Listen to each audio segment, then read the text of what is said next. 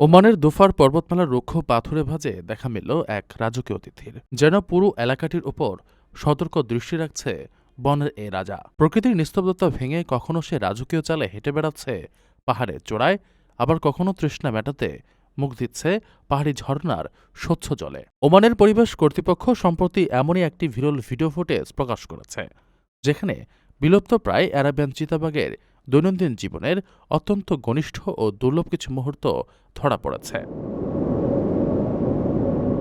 ভিডিওর একটি অংশে দেখা যায় চিতাটি সতর্ক পায়ে পাথরের ঢাল বেয়ে নিচে নেমে আসছে এবং একটি প্রাকৃতিক জলাশয় থেকে ধীরস্থিরভাবে পানি পান করছে।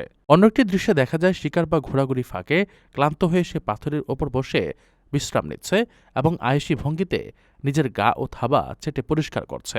দিনের আলোর পাশাপাশি রাতের আধারেও ঝলঝলে চোখে তার বিচরণের দৃশ্য ধরা পড়েছে নাইট ভিশন ক্যামেরায়। এমনকি একটি ফ্রেমে দেখা গেছে একটি ছোট শাবকের সাথে পাহাড়ের পথ ধরে হেঁটে যাচ্ছে পূর্ণবয়স্ক এক চিতা, যা এই বিপন্ন প্রজাতিটির বংশবিস্তারের আশা জাগানিয়া ইঙ্গিত। পরিবেশ কর্তৃপক্ষের মতে আরবীয় চিতাবাঘ ওমানের বন্য পরিবেশের ভারসাম্যের প্রতীক বা মুকুটহীন রাজা। দোফার পর্বতমালা বর্তমানে এই মহাবিপন্ন প্রাণীটির অন্যতম প্রধান নিরাপদ আশ্রয়স্থল।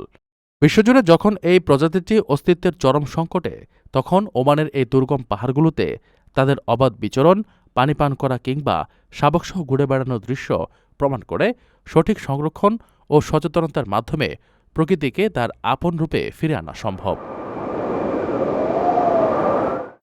প্রবাসীদের জন্য নির্মাণ হচ্ছে দেশের প্রথম স্মার্ট সিটি, যেখানে থাকছে স্কুল, মসজিদ, হাসপাতাল, সুইমিং পুল, হেলিপ্যাড, পাঠাগার, জিম, সুপারমার্কেট, শিশু পার্ক সহ সকল নাগরিক সুবিধা।